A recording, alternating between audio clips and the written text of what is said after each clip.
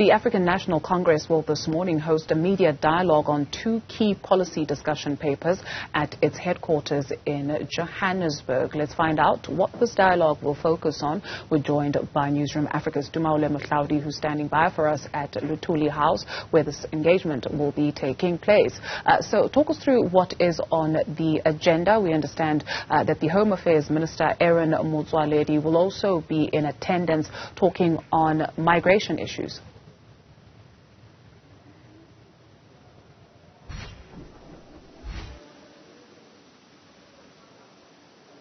Well, indeed, Home Affairs Minister Aaron Motsoaledi will also be joined by Lindiwe Sisulu. And with Motsoaledi, he'll be talking about migration issues. This is one of the issues that the ANC will be focusing on briefing, and will be one of those that will be going into the upcoming discussion policy conference. The policy conference, of course, will inform how the delegates will be prioritizing and which issues they will be backing in terms of the build-up towards, of course, the all-important elective conference, which will be coming on at the end of the year.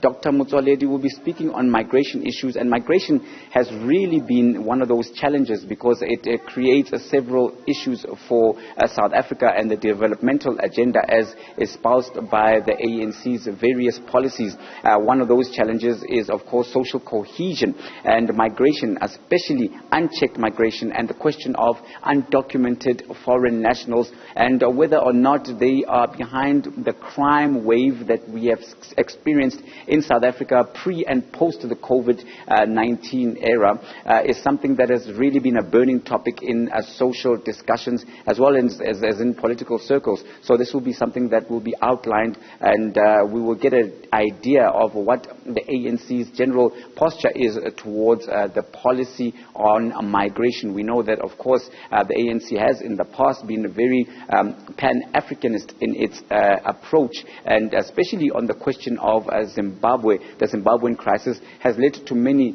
millions of Zimbabwean foreign nationals being in South Africa looking for employment and greener pastures, both documented and undocumented. And this is something that has caused a lot of social tension in many areas, including predominantly in the black townships and the former homeland areas. So this is something that the ANC will be looking towards, and we will be finding out exactly what the social cohesion element of that will be all about, because the delegates will have then to debate and come with a way forward. And the candidate that they will back will be someone who will have to take that particular policy directive forward into governance, because the ANC will then be electing at its elective conference a leadership, including a president, who will then be tasked with enforcing that particular foreign policy directive, which will be coming up from the policy conferences, which will be informed by the branches. And when we look at, of course,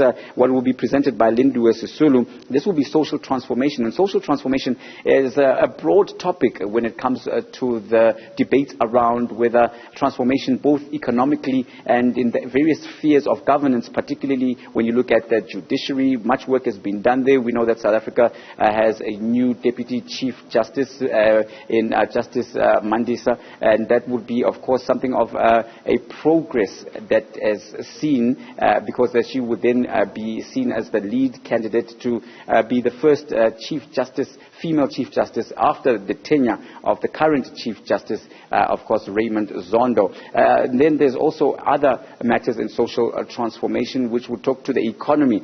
For the many years, South Africa's economy is still seen to be non-transformative despite various policies in the past by the ANC, including, of course, BEE, broad-based economic empowerment, which then became triple BEE. And at the heart of all those transformation agendas and various concepts has been the empowerment of women and the marginalized. The youth has come into sharp focus in recent times with a high unemployment rate, particularly of young people in South Africa, upwards of 50%. So this is also something of great concern when you look at transformation, which would speak that the economy is still dominated majority by, of course, white males. And this is something which would be of great concern and something that the ANC would seek to be transforming if it is, of course, to retain power. Many political analysts have spoken about that, because we do find that youth unemployment